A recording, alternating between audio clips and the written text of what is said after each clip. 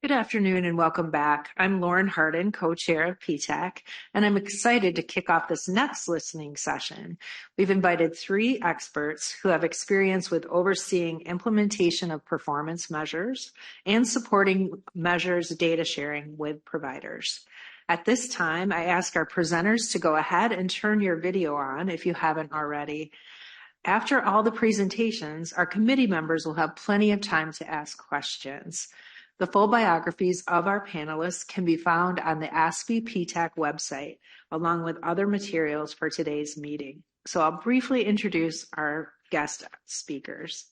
First, we have Dr. Karen Joynt Maddox, who is the practicing cardiologist at Barnes-Jewish Hospital, associate professor of Washington University School of Medicine and School of Social Work, and co-director at the Center for Advancing Health Services, Policy, and Economics Research. Please go ahead, Karen. Good afternoon, everyone. I'm honored to be with you. Lovely to get a chance to be part of this. It's been wonderful to watch some of the sessions over the last couple days, and I'm excited to spend a little bit of time giving my input into this and hopefully generating some conversation. So next slide, please. We'll do obviously just some super brief level setting since this is a group that knows all of this already, but just to be clear, when I mention upside only, I'll be talking about the case, in some tracks of MSSP, but really not a ton remaining in this space where high performance can help you win, but there's not really downside risk for poor performance. Two-sided risk, which is some tracks of MSSP, most site-specific ACO or total cost of care programs are moving in that direction, obviously. BPCI, BPCIA, and the site-specific value-based payment programs, including MIPS, et cetera, most of which at least have a withhold that could be considered the potential for downside risk. And then, of course, the downside-only risk, the hospital readmissions reduction program and the hospital-acquired conditions reduction program, though that won't be a main focus other than mentioning in passing. So next slide, please. The other, I think, element on which to consider these models is global versus limited costs included in the model. So the global or at least near global models, obviously moving toward the total cost of care with Medicare Shared Savings Program and the Pioneer programs and all of the ACO models. But we still, I think, have a lot to learn from the limited cost inclusion programs, including hospital value-based purchasing and other site-specific programs that are limited by patient population or by time, and then BPCI and BPCA that are limited very explicitly by time in terms of those model specifications. Next slide. So I don't want to spend my time reviewing all of the evidence across the programs because the PTAC team did a great job in doing that already in the preparatory materials. But I thought I'd just put a few up about some of the more prevalent APMs, just sort of to anchor us a little bit on the magnitude of costs that we're talking about and the degree of change that we've seen in some of the programs so far. So these are data from the Bundled Payments for Care Improvement Advanced program. And on the left, you can see a tiny but technically statistically significant improvement in cost trends by about $52 per person per quarter on a base of about 27,000. So statistically significant, but maybe not the clinical or not the cost improvement we were looking for. And then on the right side, demonstrating no differential change in readmission rates. This is 90-day readmission rates, but similar for 30, with a difference in trends of 0.01% per quarter, which was not statistically significant. So just an example from one program where we've seen some cost savings, not much in the way of outcome improvements, but I think given the magnitude of the cost for these episodes, maybe not what we had hoped when seeing these programs roll out. Next slide, please. And here are some by now classic data on the Medicare Shared Saving Program on the left, showing changes in annual Medicare spending per beneficiary on the order of a few $100s per beneficiary per year, really driven by those early entrants, the red bars in the top in the physician group ACO category, particularly compared to the hospital integrated ACOs, where you do see some savings among the early entry, but really less so later. And then a more recent publication over on the right of the slide looking at enrollment in the program, which I would argue is another really key piece in these voluntary programs when we think about their impact.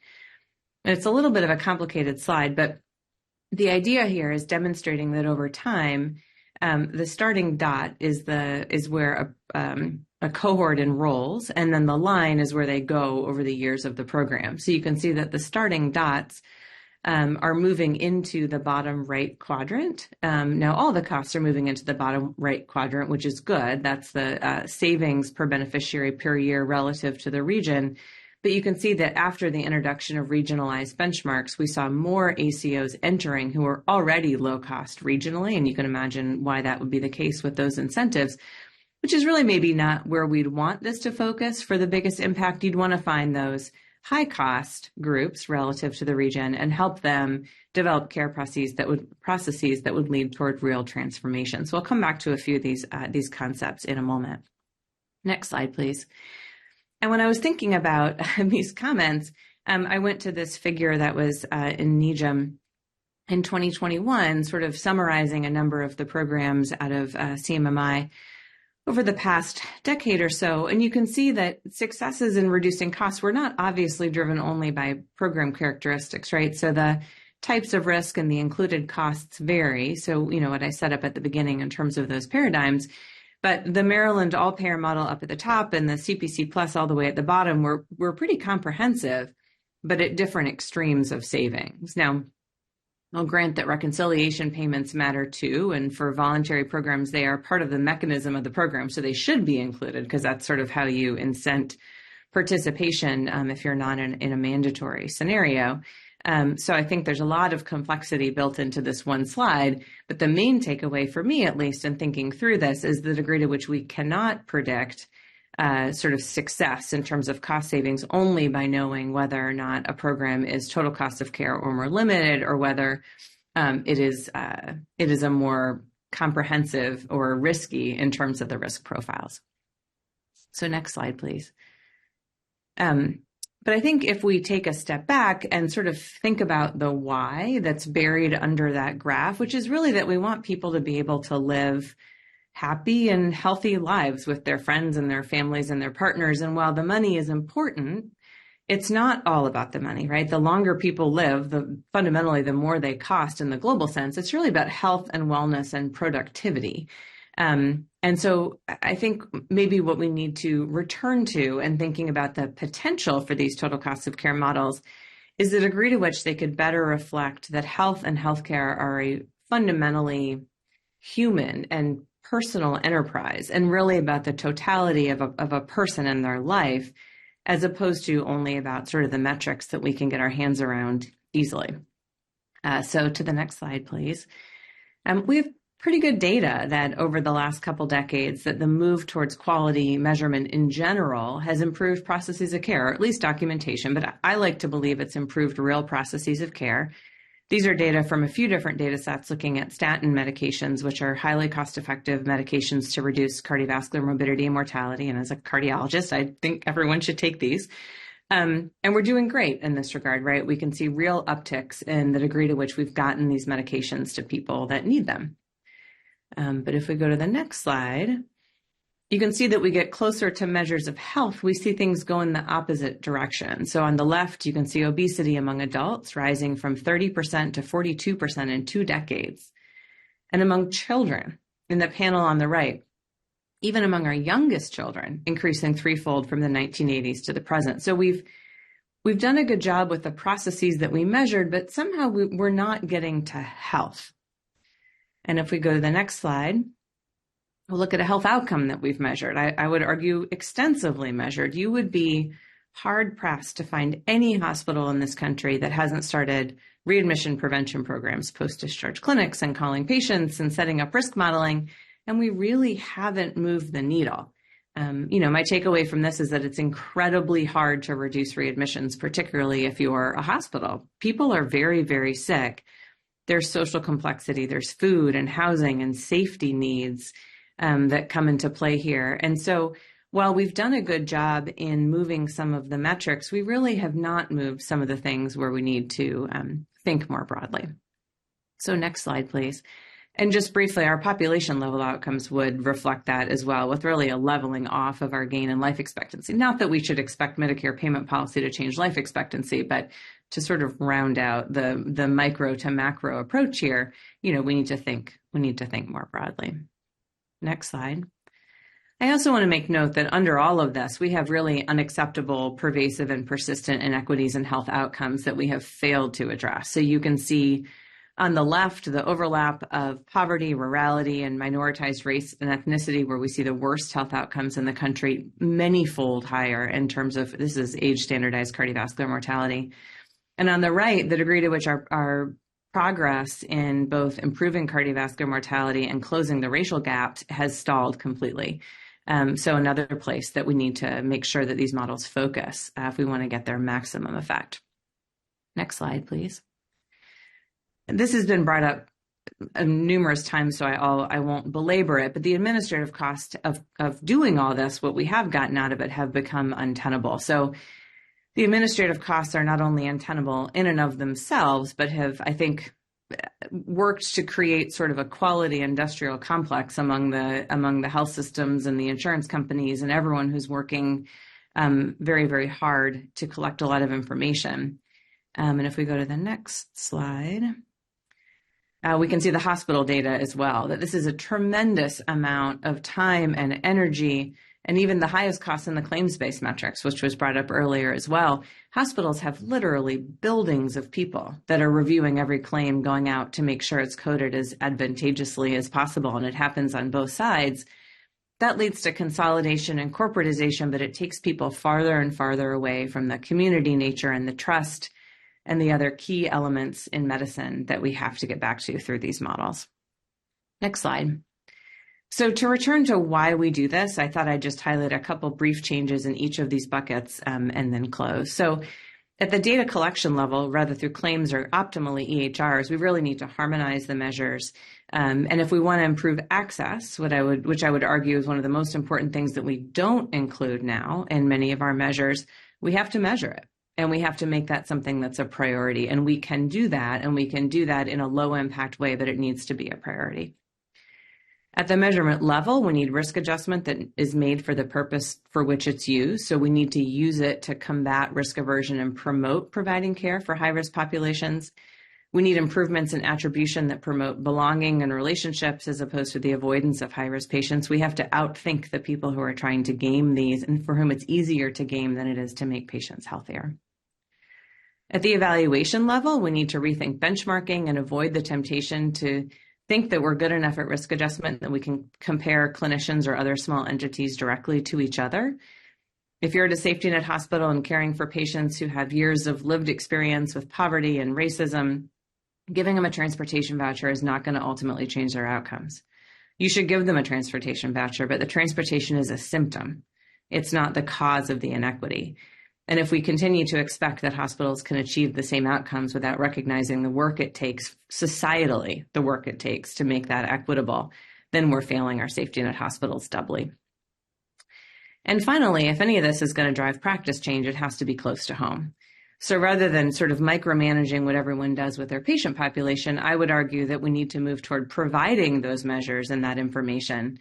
But instead of creating programs where it's easy to game up and down and choose your favorite measures on MIPS, that we really focus on wellness and trust that clinicians and other groups can use all of that quality information that we should be collecting and we should be sharing and we should be publicizing to make decisions at their own level, their own community-based level about how to appropriately use team-based care and relationships to actually keep patients healthier. Next slide, please. So I'll end with a final reminder that the why is health, and the challenge, but also the opportunity in these population-based models is really to think about this and to name it and to value it and to talk about relationships and team-based care and equity as opposed to getting stuck in the details of the metrics. Again, those are important, but they're not the why. And I think we need to very explicitly reframe to get patients and clinicians all pulling in the same direction, and that's toward health. So in conclusion, on the next slide, please, payment reform has improved some measures of cost and quality, but it ultimately does not seem to have improved health. And administrative burden has driven consolidation, corporatization, and taken us away from wellness, I'd argue. I think downside risk and global costing matter if they facilitate practice transformation. So if they free up practices to bring in team-based care, to think creatively about how to deliver that care.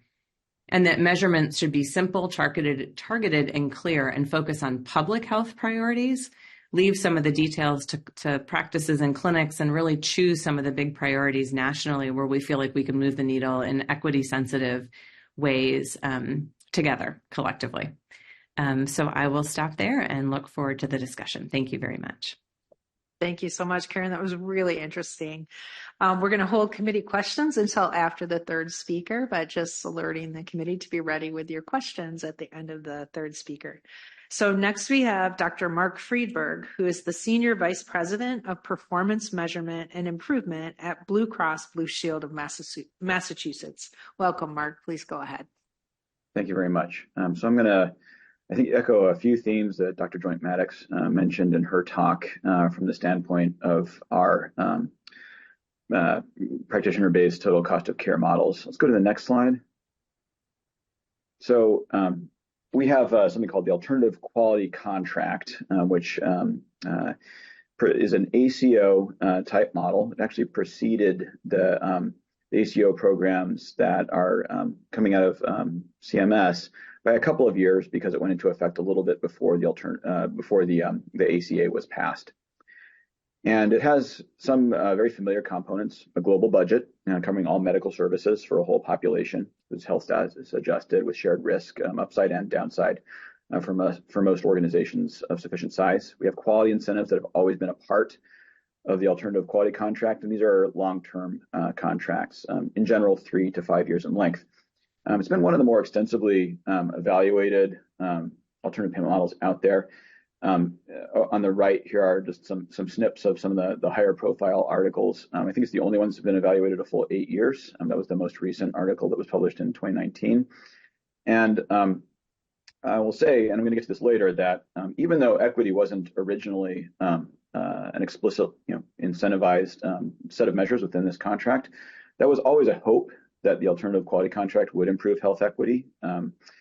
And that paper down there in the bottom left by Zuri Song in Health Affairs, looking at lower versus higher income populations in the alternative quality contract, really comes out of the first few years of experience. And there we saw some fortunate stuff. First off, equity didn't seem to get worse between our lower and higher income populations that were attributed to these groups. But also on some process measures, inequities narrowed a little bit, which was great. Now, we didn't stop there, but I just want to say that we didn't see any negative effects in the initial rollout of these programs. Let's go to the next slide. In terms of spread, the program started with HMO only. I think a lot of folks don't sort of appreciate that fact, but for several years it was HMO only. We added PPO around 2015 and then small groups around 2018. And there are some design differences between an HMO population, mainly having to do with patient attribution, and a PPO population, where we can't rely on the members themselves to choose their PCP. Instead, just like the Medicare program, we have to impute the attribution using a method that's very similar to how the Medicare program does it for alternative quality contracts. The small group model was part of our desire to extend risk. Now, this is upside only to small groups, into organizations that did not want to consolidate to participate in this program. And there are just some important design differences there between both the size of the risk exposure and some of the other quality components there. We focused only on ambulatory measures, for example, instead of both ambulatory and hospital measures. The quality measures always spanned process, outcomes, and patient experience, and more recently we have added equity measures. And I think we're the only ACO type payment model still in the country to have explicitly included racial equity measures within its payment model. Let's go to the next slide. So I want to say also that I think the alternative quality contract, like many payment models, gets a lot of emphasis is placed on the incentives themselves and the payment. But I think that may underplay the importance of two other components that have always been there. So here's what I would call the alternative quality contract triad. It's data, support, and payment. And the data and the support actually precede the payment, and I would say are necessary to truly having the success that we've seen on the payment side. So I'll give an example of how we rolled this out for equity, which was a brand new thing we rolled out beginning in 2023 as an incentive, but actually in 2021 for data and support. So we started by giving all of the alternative quality contract groups, and these are large organizations, confidential equity reports stratified by race and ethnicity on all of their ambulatory measures from the prior years. And we couldn't include hospital measures because we mainly draw those from Hospital Compare, which does not stratify them by race and ethnicity. We also gave support to the groups. We have an internal team that provides technical support on performance improvement, both on quality and cost. But that team, even though quality improvement is definitely related to equity improvement, actually didn't have any particular experience or specific experience with improving the racial equity of care. And so we contracted with the Institute for Healthcare Improvement, which at the time we contracted with them had about 5 years of experience, mostly coaching hospitals on how to improve the racial equity of care that they provided to their patients.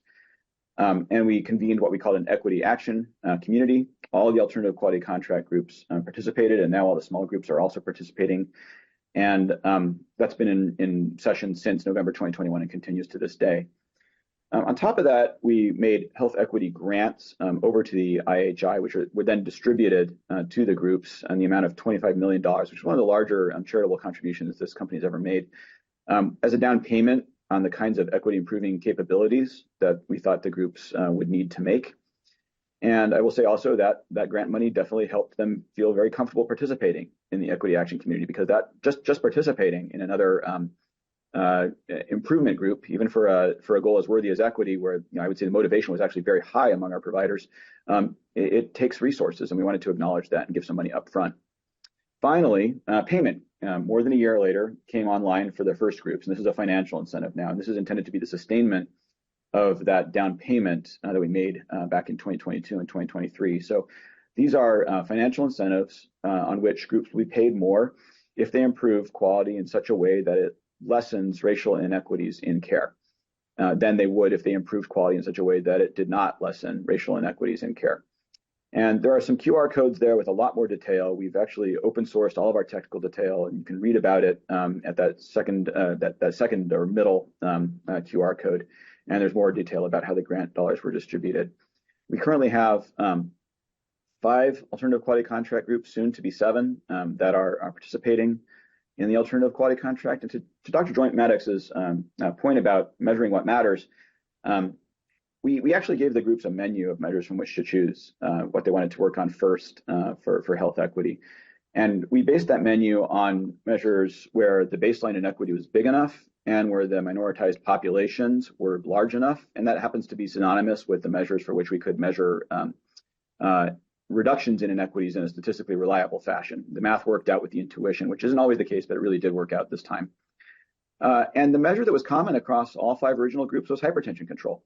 Not a surprise, huge denominator, disproportionate burden of the condition among our minoritized communities, and large statewide inequities. And those inequities were present within each alternative quality contract group as well. Let's go to the next slide. So here's an example on the left, and this is a hypothetical report, but quite realistic for fictional group X of the performance reports we started giving them back in 2021. Now, we'd always given them that histogram on the left, just the gray bars. They could always see where they were relative to a blinded set of their peer groups. And this group X, might feel pretty good about their rate of colon cancer screening, which is 3rd from the top. So 3rd from the best, larger is better on this measure. What's new is everything else in this report, all the dots representing different races and ethnicities, and the detail around the numerators and denominators. And this group X actually would find out from this report for the first time, maybe, that they were the 3rd from the bottom among our Black members. And sure enough, if you look at that middle panel on the right, we did a little math for them, and they are an outlier on the Black-white inequity among the groups in state. Some groups already had been tracking inequities internally. Most had not, mainly due to lack of data and resources, but no group, and this is where the payers can come in really useful, I think, was able to know how they did relative to their peers on measures of equity. So that's something we can offer. On the right is a public equity report that's on our website, and we've now done this 3 times. Next month we'll have our 4th release of this out there. I think we're still the only health plan in the country to do this, where we stratify every measure we are able to stratify by race and ethnicity and put it out there for everybody to see. And this is intended to be a way of demonstrating a long-term commitment to making improvements in the equity of care that our members receive, and also allowing our members, our accounts, and the broader community to hold us accountable for making those improvements. It's about 70 measures now, including processes, outcomes, and patient experience measures. And I would say this is quite humbling. Until we started getting into a systematic and regular set of equity audits in-house, I think we kind of knew we had inequities because there was no reason to believe we didn't. But also, it was quite humbling, I would say, to start to demonstrate that we have these and be tracking them over time. Next slide. This is how the alternative quality contract groups use the grant money. You'll see there's two broad categories. First, data and infrastructure, and second, starting to work on particular equity improvement targets. When we started this work, we didn't have our internal race and ethnicity data on the FHIR standard, the national standard for exchanging race and ethnicity data. We got that up to snuff right away. And then when we started rolling this out to the alternative quality contract groups, the equity action community, we found that some groups were already on the FHIR standard. Many groups were not. Many groups had many different data standards. Maybe they had 20 different EHRs and 15 different data standards, and they couldn't exchange race and ethnicity data internally, let alone with us, which is a major impediment to improving on these new kinds of measures. So you see almost all of them did some kind of work on data collection or IT infrastructure to improve the completeness and accuracy of the race and ethnicity data they had in-house. On the right, you'll see the kinds of targets that they selected to begin with.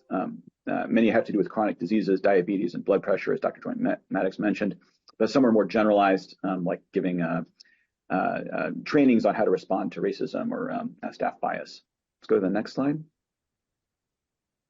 So just some guiding principles going forward. And again, I feel like Dr. Joynt Maddox and I are sharing a brain here. Knowing why you're doing this is really important. So the purpose for our performance-based payment programs is to improve the quality, equity, and affordability of care received by our members. And with that in mind, the category of a payment model, according to, let's say, the HCP land, is much less important. So in our current models, we have some that would be category 3B, some that are category 2 or category 3A with only one side risk. The most important thing is that we hope they will work. And we're not getting too hung up on getting over to category 4. We want to evaluate and refresh the payment models regularly. We do every 5 years or so a big internal retreat on how to make sure that the alternative quality contract continues to improve and be more effective, not less effective over time. We just came out last summer of our third one of those refreshes, and we are making material changes to the program, including making the financial incentives larger relative to fee-for-service, and also, very importantly, to make the incentives winnable for providers. It's easy, if you let these programs kind of just roll out the way they were originally designed, for the performance targets to get a little unattainable for some of the providers. And that can be very demotivating and therefore work against the ultimate purpose of these programs. And so we're working on that as well. And of course, to continually improve the quality of the data and the support we provide to provider organizations. I think much of the time, if you're not careful, you can set up a payment program that's too complicated or too unattainable or too big in terms of its goals. And it's hard for a provider organization when faced with multiple payers to know what to do. And we think it's a big part of our mission to make sure not only that we set up the incentives correctly, but that providers succeed in receiving those incentives, thus fulfilling the purposes of the program. Thank you very much. It's really exciting work, Mark. I'm sure there are going to be a lot of questions for both you and Karen. Next, we will go to Nick Frenzer, who is the Population Health and Implementation Executive at EPIC. Please go ahead, Nick. Thank you, and I appreciate the opportunity to speak to you today. To set the stage, at EPIC, we're deeply invested in supporting the goal of moving Medicare fee-for-service beneficiaries with Parts A and B coverage in a care relationship to quality and total cost of care by 2030. And that also supports the goal of increasing the number of beneficiaries from underserved, including rural communities, that receive care through a value-based payment model by, and this is the key, increasing provider participation and improving health equity. The topics I'm going to cover today that you can see on the screen are focused on how data collection and sharing serve this goal and opportunities we have as a country to advance. Next slide, please. Similar to what Karen showed, we are seeing consistent engagement and increased rates of participation in risk, moving into upside and downside risk in particular. Now, that's a positive direction towards higher value care. However, we can't get to transparent and improved compensation models without timely and accurate data to support these programs. Next slide, please. And one of the issues we're seeing today is a lack of standardization. Sometimes more options is not inherently better.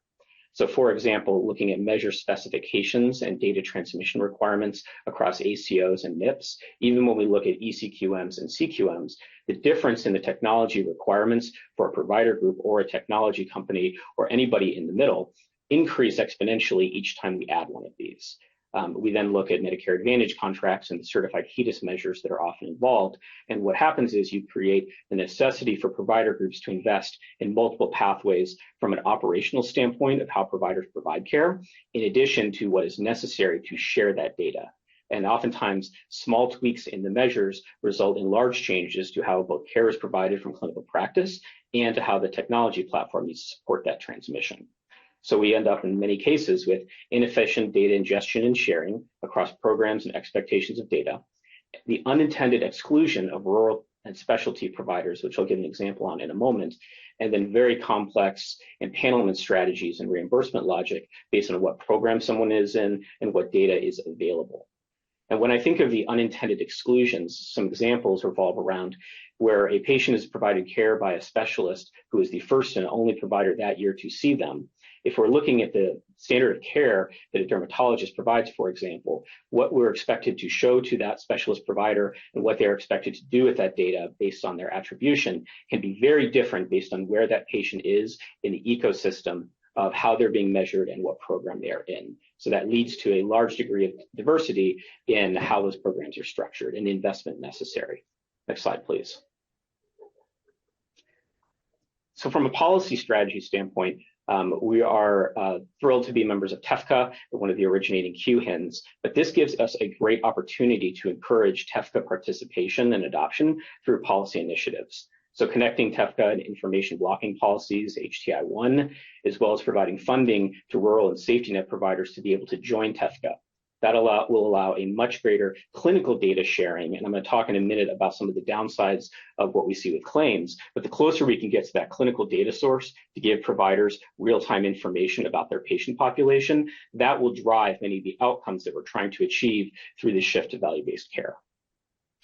In addition, the need for a FHIR roadmap. FHIR is a wonderful technology that we're deeply invested in. However, the manner in which we use it is going to be absolutely critical, given that even with FHIR, we have the ability to create multiple different paths that will still require additional investment and can defeat the purpose of standardizing on one data sharing methodology. And last, at the bottom here, the clear strategy for reporting electronic quality measures. The difference between engaging with aggregating QRDA1s across different sites versus using FHIR is still something that we have to determine as a roadmap, given that there are currently 3 or 4 different paths that provider groups can follow. And given that there are different sunset dates and different timing for when the roadmap is that these programs will exist, it creates an ambiguity that from a technology standpoint, we have to invest in multiple paths. And that creates inefficiency, ultimately decreasing our goal of reducing the total cost of care in the United States. Next slide, please. Thank you. One thing we have done is in standing up our QHIN is supporting customers by linking into direct clinical data sharing and adhering strictly to the standardized file formats and patient matching algorithms. I mentioned patient matching specifically because patient matching is patient safety. Knowing that Nick Frenzer at one organization is the same as Nick Frenzer at another organization can be the difference between a misdiagnosis or identification of a problem that somebody else knew about. But if I don't inherently know how to act upon that. That then allows us to deploy quality metric dashboards to providers so they know what they're being measured on, and it's synonymous with the clinical care they're providing. So I'm not thinking in terms of a quality view and a care view. Those can be married together and tied directly to the clinical practice. This builds upon Care Everywhere, which is something that we've been doing at Epic for over 15 years, but that's direct clinical sharing with Epic and non-Epic EMRs to create that network, and the QHIN and TEFCA structure builds upon that. And then Payer Platform, which is our product to directly share the appropriate data with payers, so that we can reduce the administrative burden, as I think Karen articulated extremely well, about the necessity to constantly be going back and forth and creating abrasion between the payers and providers. So we think that's a great step, but adhering to as many standards and investing as a country in those standards as we can together will ultimately reduce that abrasion. Next slide, please. One of the gaps of claims data is that it is always lagged, 30 to 90 days at a minimum, but it is not a reliable substitute for direct clinical data sharing that drives that clinical acuity. So we use claims today in many cases as table stakes for evaluating what has been documented and sharing that information in a standardized format. But claims data, ultimately, that lag is going to decrease our efficacy as we see patients move across different demographic areas, geographies, and healthcare systems that may be on different EMRs. The EHR variability, to that point, means that when we look at ACO transmission, for example, despite the certification requirements, there are EHRs that still cannot produce a QRDA1, for example, which then limits a provider group within an ACO's ability to aggregate that data and meet the requirements to transmit that. And that is something that we're going to have to invest in or determine the accountability structure to make sure that if the requirement is all payer, all TIN, for example, within multiple CMS programs, then we're going to need to ensure that for ECQMs, for that example, everybody can provide that information and the provider group is not left on the hook if somebody cannot provide that for them.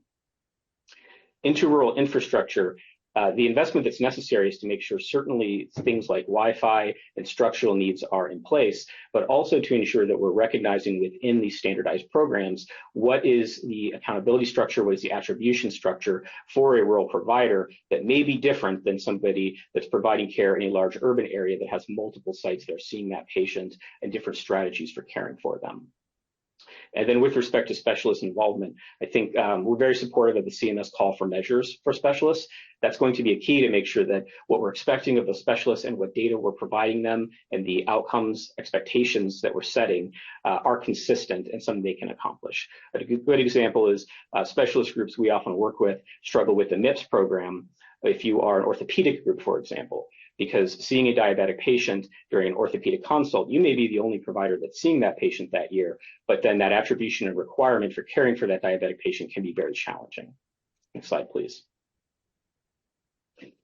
So my takeaways would be, we need to standardize more consistently and assertively. We need to adhere to those and develop enforcement strategies to make sure that our expectations meet reality, and then determine our support structure for rural participants and specialists within these alternative payment models, and which is really the future of where we're going, so that we provide them with the right guardrails and right support to be successful. Thank you. Thank you so much, Nick. Again, another really interesting presentation.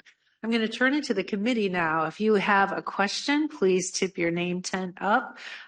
We have a lot of ground to cover here and some really interesting opportunity to access these experts. So who would like to go first?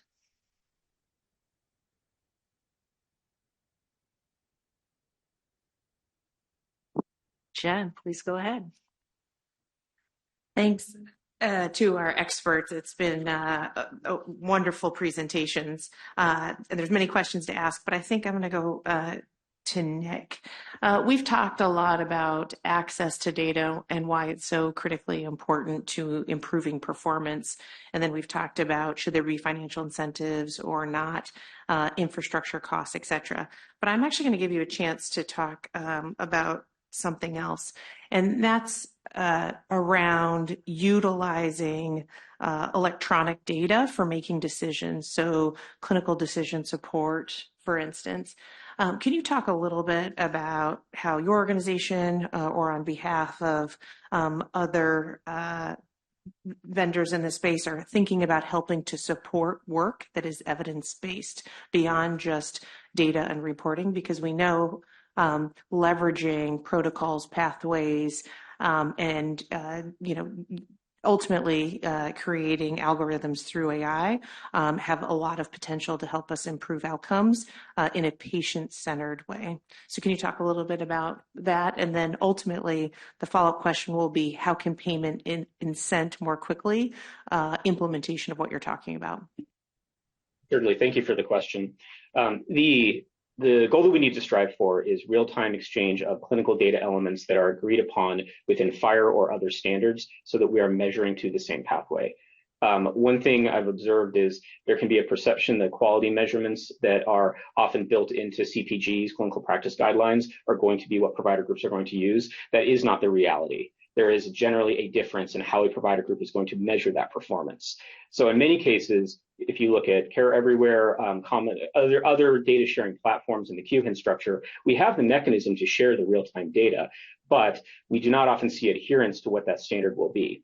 And tying that to, so ultimately we, Epic and other vendors, I can't speak for them, but I will say that we all have the engine to derive that clinical practice based on what that provider group is expecting them to be, but we're not seeing consistency, especially as compared to the quality measures that we are measuring, such as HEDIS, for example. Now, ultimately, when we look at reimbursement models, the key needs to be, in my opinion, what specifically is the outcome that we're going to look at down to a measurement level? And is there agreed upon standard that is the expectation for, are we measuring a patient? Are we measuring an encounter year? What does that look like? Because providers will, in my opinion, act upon when we create for them a workflow that is very effective in caring for that patient. But the consistencies are what can be frustrating. And from a technology standpoint, that investment becomes an overinvestment. We have to create 5 different ways to do a breast cancer screening across a health system because of those disparities. So to summarize, it is the data sharing mechanisms exist. We do not have consistency in how they are applied. And I think that at least our customers would be hungry and open to that standardization if we can agree on how they're going to be measured, and then it can be built into clinical practice. Thank you, Nick. Angelo. Yeah, my question is directed mostly to Karen, but I'd actually like to hear what everybody else thinks too. And so Karen, I really enjoyed your presentation. And my question would be, so I agree that we're not really focused on health and we're obsessed with checking the boxes for a lot of metrics. So how would you think about influencing those underlying behaviors that actually drive health or poor health, and how would you measure that? What metrics would you migrate to? Thanks for the question. A nice, easy one to just run with. So, I think we know how and with what people we can deliver care that meets patients better where they are, right? Pharmacists are better at med titration for hypertension and diabetes than doctors are.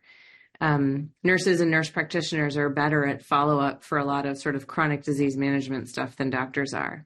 Community health workers are better at behavior change than doctors are. And behavioral health specialists are much better at behavior change than non-behavioral health specialists. Yet the way that we pay for these things and the way that we arrange our care still expects that patients are going to sort of come into the mothership, right, in these very sort of archaic approaches to care delivery. And part of it is because big clinical groups can't change a plane while they're flying it, right? Care transformation is really hard. And I think it requires the kind of upfront investment in team-based care explicitly to try to think about how to spread tasks and spread relationship around a group. I don't think that it's the individual quality measures that will get us there. I think it's more like what Mark was talking about, and actually Nick too, where we're talking about sort of investing in all going in the same direction.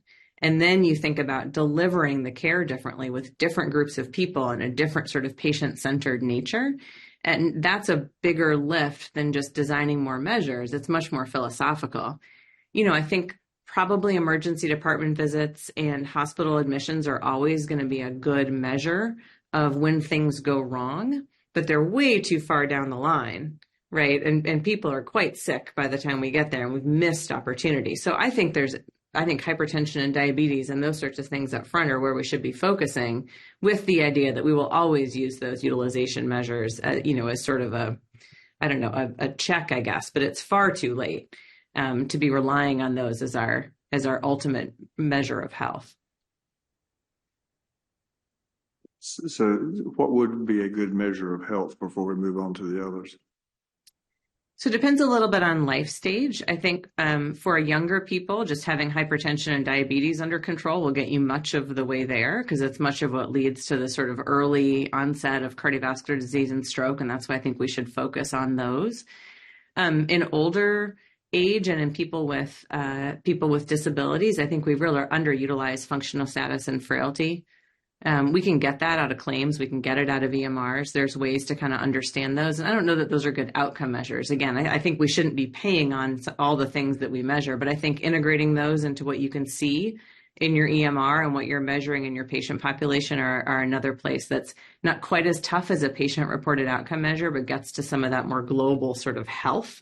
So for young people who are mostly healthy, I think hypertension and diabetes gets you much of the way there. For older people where you need more of a holistic measure, I think thinking more about frailty and functional status and how we can try to improve those is a good move. Perfect. Mark? I don't have too much to add to what Dr. Joynt Maddox mentioned. I think there are some pretty well-established outcomes measures out there like the SF-12 that have been used in research studies for a long time. They haven't been operationalized as quality measures because they are so distal to the care that's being delivered, and therefore kind of hard to, like, if I give you a financial incentive to improve your patient's SF-12, I don't know where as a practicing doctor I would start with that. I have some ideas, but I think it could be very frustrating from a contract perspective to be waiting years and years and years to see if I'm moving the needle on that kind of ultimately really important measure, but hard to influence in the short term. So there's a balancing act between, what you can measure upstream relatively quickly and with, high validity and reliability versus measures that are more inherently important, like the SF-12 and, related health outcome scales. Thank you, Nick. Thank you. I'm not the right person to speak to the specific quality measures that are most appropriate, but I will say that the variety of different risk adjustment methods and different measures make it very hard to even begin that guidance. So I think from a technology standpoint, we're more than willing and able to help support that, but we need consistency and leadership on what those measures and what those outcomes should be. And then we can certainly help to enable providers to act upon them. Thank you. Let's go to Larry next. My question's for Nick, and I'm going to add a few more letters to the TEFCA, QRDA, QHIN, FHIR, whereas a subject that's come up several times yesterday and earlier today are PROMs. So where is EPIC with respect to patient-reported outcome measures? When will you make it easy for our providers to obtain these? Not to pin you down, but. Not at all. So with respect to information that we gather from patients, we do that through My Chart Today, which has well over 200 million patients in the US using it. And ultimately, it comes down to workflow. It comes down to where can we enable the patient to provide information that helps drive that provider's workflow.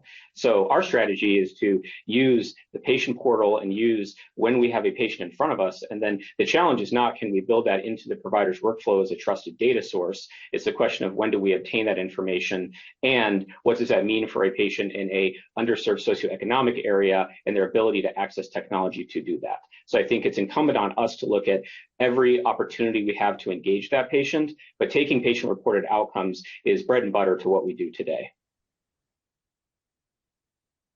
Proactively. Can you obtain them proactively? Yes, we can reach out to the patient to ask them for information at any point in time. One really good example of this is we do what are called campaigns, and we can look at all of the diabetic patients within the patient population that the healthcare system is looking for and do advanced notification to reach out to them and try to pull in that information. We can query when they've been seen in other places and pull in patient-reported information from those sites. So we do have the ability and often see groups doing proactive outreach to obtain that patient reported outcome and then build it in. So be happy to explore further, but that absolutely has to be the strategy of bringing the patient into the story and not just the receiver of questions when they're roomed. Lee. Sure. I guess this is for Karen and Mark, really appreciate the clarity talking about the relative impacts of certain interventions over time and watching those, tracking those graphs. Would you comment more and unpack a little bit more what difference in quality improvement has the research shown in terms of upside only versus two-tailed risk models? And if there is a consistent difference, which I'm not sure I'm familiar with tracking literature, but if there is, how big an impact do you see in the one-sided versus two-sided risk models? I'm not sure there's a clear difference because of the degree to which the programs vary on so many axes at once, right? So the mandatory programs have been weaker. Some have been upside and downside, some have been downside only, but they've been weaker because they're mandatory programs to some degree. So they've been little bites of, 1% here or 0.5% there, or, a very small multiplier here and there. So it's hard to extrapolate, I think, from what all that does. I think the move towards, things like ACO REACH and some of the other programs where you start seeing practices that are really ready for care transformation would suggest that there is a degree to which more risk means more flexibility. And that's really sort of the thing where you get action. I think at the back end, it doesn't move too much based on up or down or what. The voluntary programs are different because you have to protect people. To get people to join, you have to protect them from risk, right? So then you get all caught up in what those payments and what those reconciliation formulas are, which have been a little tricky, I think, because of the opportunity to basically sort of, arbitrage some of the programs of a voluntary nature because of the availability of data. So I think it's really tricky. Behavioral economists will tell you that penalties are much more powerful than bonuses, which is a double-edged sword, right? You think back to the VA and the wait list sort of thing. If a penalty is put in place and it is quite frightening, it makes you act. Now, whether that action is good or bad depends on which of the two things is easier to do. So I think penalties tend to be more powerful, but until you get out to real risk, that also means real investment. I don't think you see true transformation. I'll just agree. I haven't seen a study that gives convincing evidence one way or the other on upside only versus upside and downside effectiveness of payment models.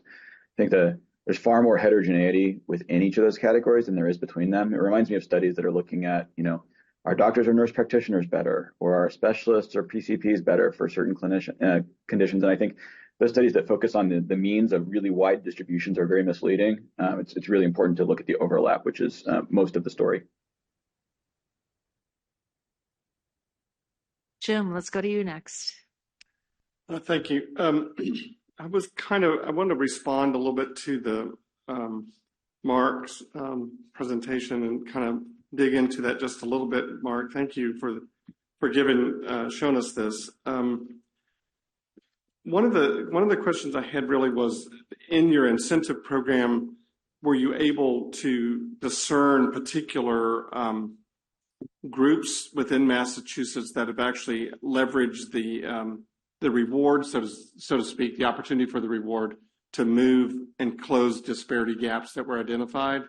And could you comment on that? And then on a second thing is, and this is probably for all three of the folks on the call, this whole idea of collecting where to collect race, language, and ethnicity data, and the standardization of that, because obviously, Mark, you're one system, you're one insurer, but there's a lot of disparity, I think, in just the collection of that information. And so I know we thank you for the EPIC executive on the call should be able to comment on that as well, because you cross all these different systems. And Karen, I'd be interested in yours as well. So I'll hush and let y'all talk.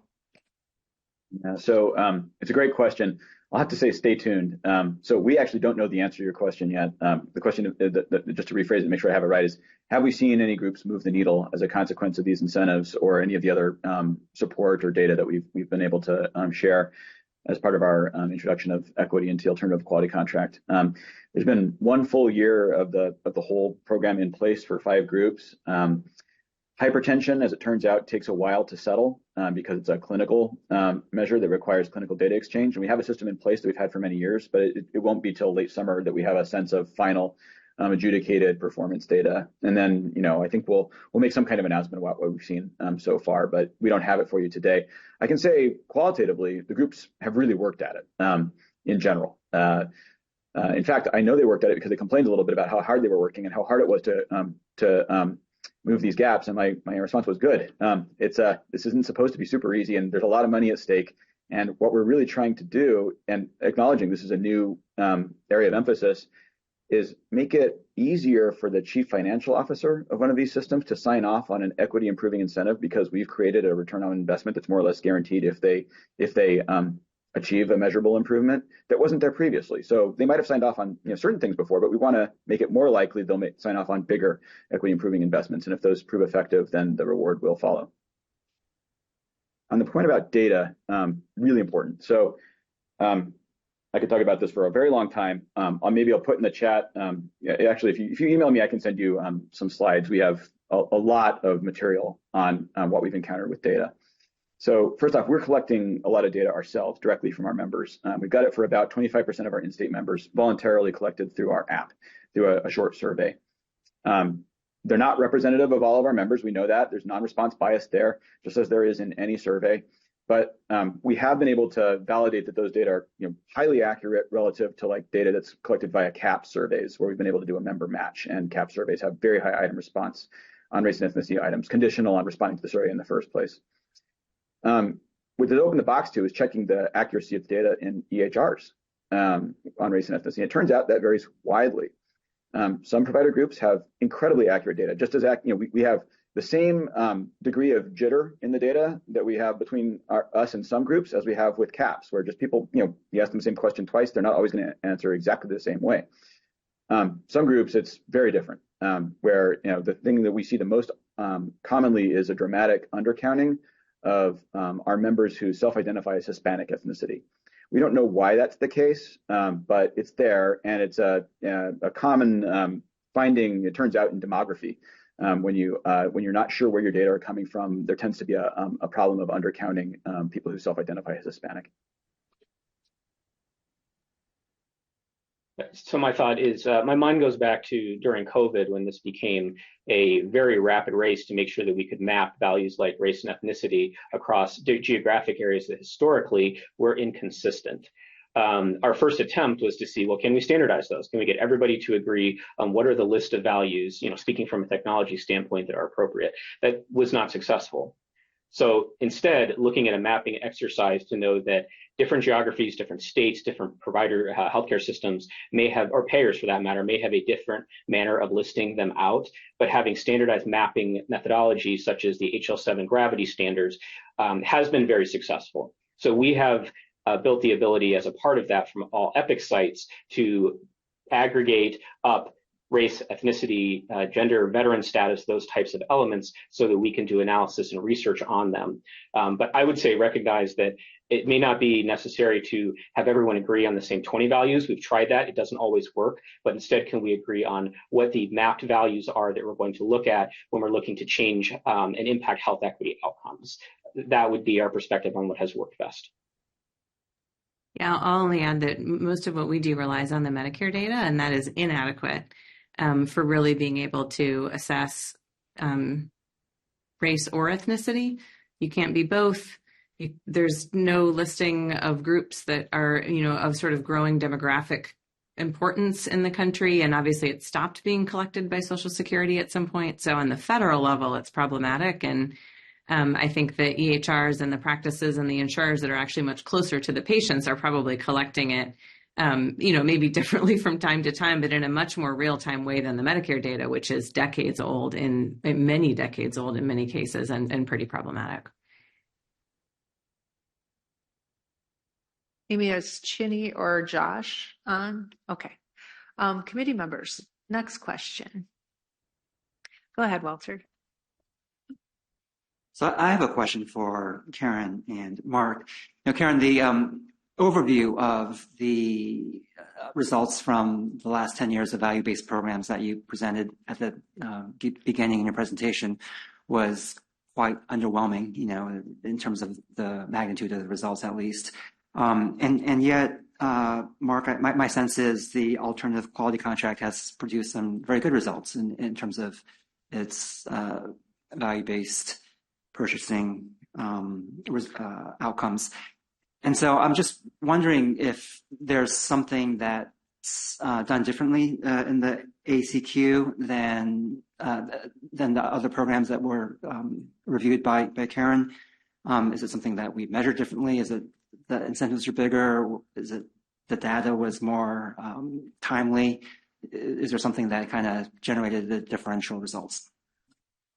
I'll give you my philosophical response to that and then let Mark give the response for his scenario. So, I think part of the reality of health is that healthcare is only a small part of health, right? So when we think about healthcare, the idea that we could sort of magically move the needle, I think is a bit of hubris. There's the impact of poverty and pollution and education and income and all those things just so far outweighs moving us on the needle from 85% to 90% and getting someone a statin.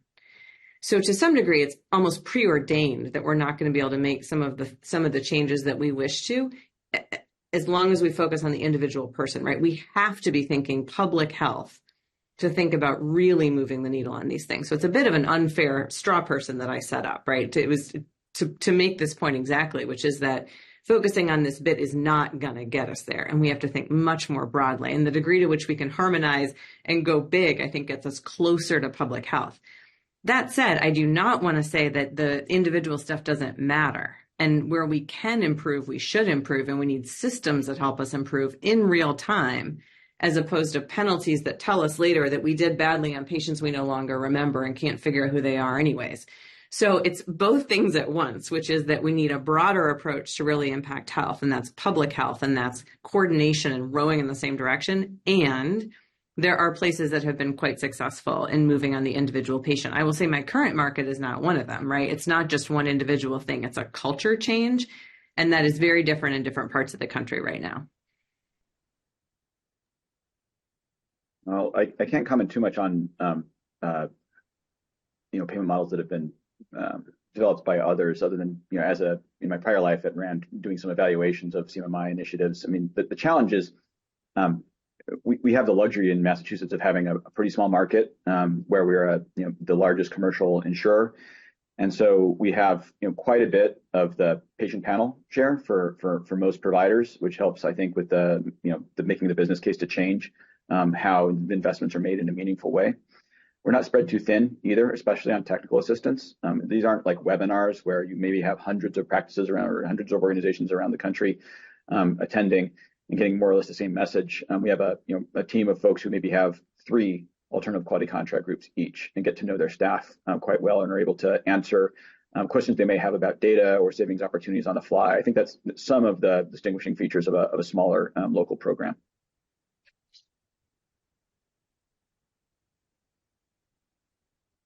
So I guess, Mark, maybe a follow-up question would be, from what Karen said about healthcare being a very small part of the effect on overall health, and something I agree with. Is your sense kind of the same, and has the ACQ been able to affect kind of the broader contributors to health more than healthcare? We've only been measuring, costs, quality, and equity being stratified quality measures. So none of those are inherently important outcomes. I mean, blood pressure is like an intermediate outcome. It's not something that's inherently important to people. It's only important insofar as it prevents strokes, heart attacks, kidney disease, and the like. So I think we can start to look at that, but we haven't really ever had the data necessary to follow our members into the distant future to see what the ultimate health outcomes look like, and to do that also for a comparison group, so we have some kind of credible counterfactual. So unfortunately, I think it's a bit of an unknown on ultimate health outcomes. And this is, sorry to jump back in, this is exactly why the government exists, right? Like the private insurers are always going to have people who come and go. And they cannot be driving in each their own direction because we, as the people, are paying for all of us forever, right? We all, God willing, will end up using government healthcare. That's the way we've set up our society. And so therefore, there's a very clear need to actually be the entity that can say, hypertension matters, diabetes matters. I don't care if you can't see your needle move in 3 months. Like, this is what we are doing because collectively it's what we need later. And we're not just going to tell you to go from 140 over 80 to 130 over 70 by bringing someone in and giving them a cup of tea. We're going to say, go find your 220s. They are out there. It's half of the emergency department that I round in, right? Go find them. Access, like, go find them and make their blood pressure better. And a private company is not going to do that on its own. That doesn't make any sense for their bottom line unless you make it make sense by setting priorities that then sort of drive that broader sense. So the degree to which healthcare only touches a little bit is to some degree expandable if you think about it from a public health lens and you think about what's driving blood pressure. You bring in all that other stuff sort of into our lane where we can at least talk about it and acknowledge it and try to push on it collectively.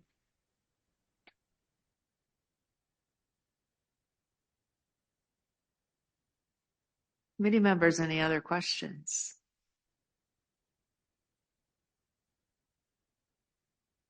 Go ahead, Lindsay. I'll ask one, and I don't know, Karen, if you have any comments, because I think one of your comments made me think about it, but open to others as well. I think you alluded to the fact that health is beyond just healthcare. And a lot of our measures look at the provider level, sometimes the system level of something that's delivered in the healthcare space. I'm wondering, as we think about transformation and total cost of care, what gap there is in looking at the health of the system, whether that be on the payer side, on the system side, and to what extent do we need to be thinking about measures that measure the health of the system that can drive health more specifically than just the healthcare experience. Whether it's, we've heard access mentioned in other places. We hear about, friction and efficiency and other measures that might have been considered more practice management measures. But I think to the degree that we think that health is more than just healthcare and as a measure of a highly functioning system, what gaps are there and what opportunities are there in leveraging EMRs, leveraging payer data to think more broadly about what we think of as quality in health? That's a great question. And I would say that the biggest gap is that we have no idea how to define a system. Like, we don't have a healthcare system. We've got economic adventures happening, right, wherever they happen. And, I'll share a brief anecdote because I think it's actually illustrative of how data and community thinking can come together. So I'm paid nothing by Epic. We are all on Epic in the St. Louis market, and thank goodness, because we can actually see where people go. And so we have a gun violence reduction collaborative called Life Outside of Violence. We're, working on some sort of substance use and housing intersection with serious mental illness work. You cannot do that by yourself, right? You have to do it in community.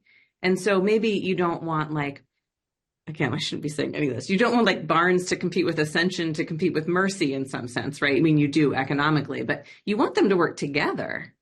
And because we don't have a system defined as such, there's underinvestment in the kind of things that is a collective action problem. And so things like accountable health communities, things that really move in that direction, I think are very positive. Here it's grown out of a real recognition by the community, by the clinician community, of this real unmet need around gun violence, around serious mental illness and housing instability. I suspect those are pretty common to one degree or another in different places. So that's a collective action program. We don't have a definition of a system, and we don't have a good way to think about that community action, but I would love to see that. Again, this is sort of what government's for, right? To think about these things and to think about nonprofit status and what people are engaging in and how we can use the organizing capacity of some of these ways of thinking about payment and some of these ways of thinking about Medicare and Medicaid and all the ways in which the public dollar goes, that we could think about some of those broader questions.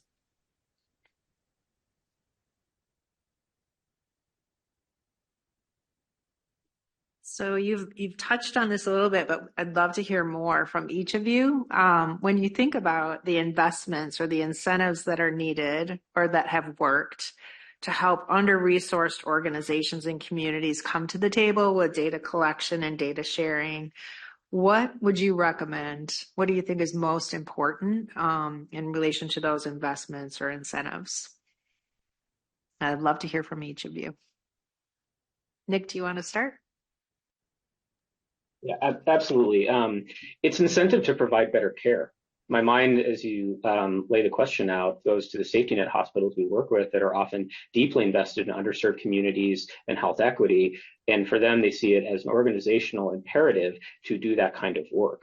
As compared to a group that's very focused on commercial fee-for-service care, when we see the business model shift into why it is more beneficial for the patient community to look at that downside risk, which we do see greater operationalization and investment in, that is where we start to see that shift. So I would push our energy into the further we can go into incenting folks to provide the care. And to Karen's point, when we see organizations collaborate on this from a care management standpoint, getting people in food deserts, into food pantries, that type of work, that all comes in together and supports that type of effort. So from a reimbursement and quality standpoint, the more we can incent people to work together and provide those types of things by saying that that patient's outcome is how we are going to incent you, I think that's where we need to go. The technology supports it.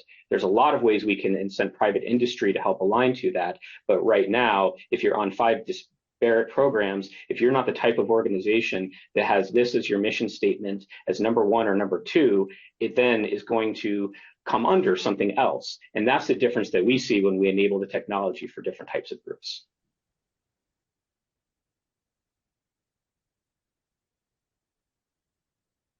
Karen or Mark, would love to hear from you as well. Sure. I think for, I'll agree with Nick in that it's not that the technology doesn't exist, or even that most safety net hospitals don't have some sort of technological infrastructure. And even, FQHCs have technological infrastructure. It's that the incentives remain to find your highest paying patients and go do good things for them. And so until that changes, and that's part how much we pay for Medicaid, it's how we think about the safety net, it's it's where the money is, that's where people go. And so it's not that it's an unsolvable problem. I have a good friend who's in venture capital in DC. I've asked him, why don't you go invest in really getting into communities that really need you? He's like, put the money there, we'll go, we don't care, but there's no money, so why would I go there? I can't do that. That is the issue. So if you want there to be real change in where we see inequities in this country and where we see really just stunning intergenerational entrenched adverse health outcomes, you have to put money into those communities intentionally, explicitly, and again and again and again. And I don't think the technology is actually the barrier. I think it's a potentially incredible enabler because it has kind of gotten commoditized now. Everyone knows how to use the basic technology. So it's a function of getting people to go and use it to do the thing, as opposed to the technology itself being the insurmountable barrier, I think. I agree with both Nick and Karen. I'll just add that one thing we focused on that was actually a very different way we constructed pay for equity, and now we're going back to our quality programs and adopting this as well, is to address the concern by safety net providers that their communities are different and it's unfair to compare them to anybody else who's not serving that demographic. And what we did was we're not comparing them anymore to anybody else in pay for equity. They're only compared to themselves in the past and being rewarded for improvements over time. I think that's really important to getting buy-in and making the resources that are attached to the incentive seem achievable.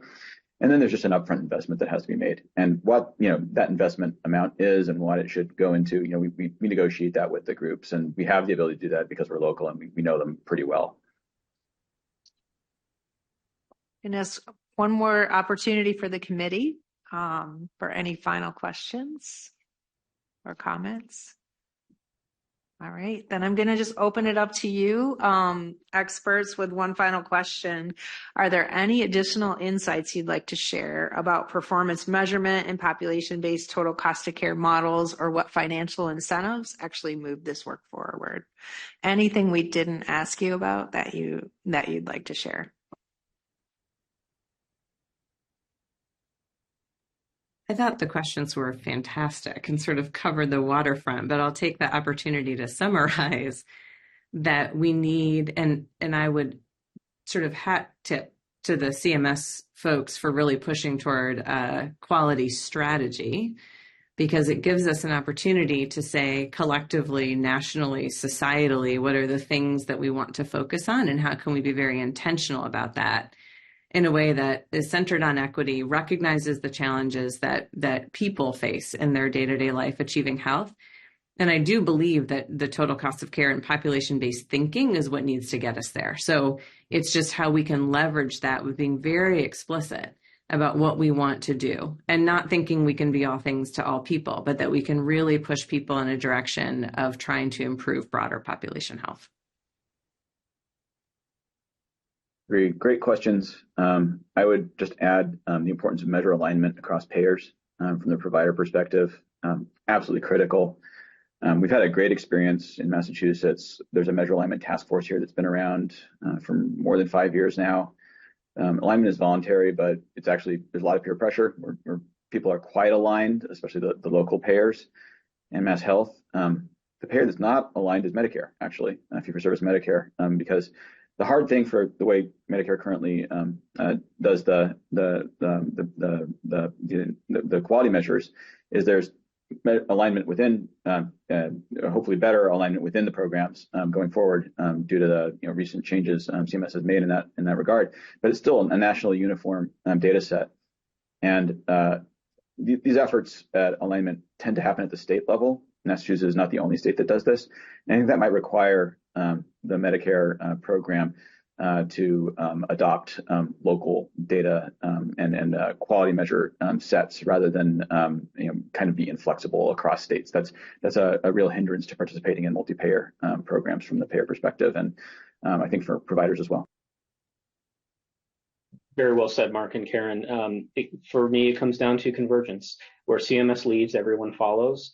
And right now, there are so many paths that we can go down. The closer we can get to as few paths as we can follow, so we converge on what's right for patients, what's right for providers, then I think from private industry, we'll absolutely support that. But it'll help us to be more successful by following a more limited set of measures, of paths, and heading towards value-based care. Thank you. I want to thank each of you for these very valuable insights and for taking the time to be part of this meeting. It was really, really deep discussion and really informed us well. I know we're a little bit early. Amy, can we go to the public comment, or do we need to take a break? Take a break? Okay. So we will take a short break until 2:30 p.m. when we have an opportunity for public comment before we close for the day. We want to encourage you to stay on. And again, thank you so much for sharing your expertise. And we'll be back at 2:30 p.m. Produced by the U.S. Department of Health and Human Services.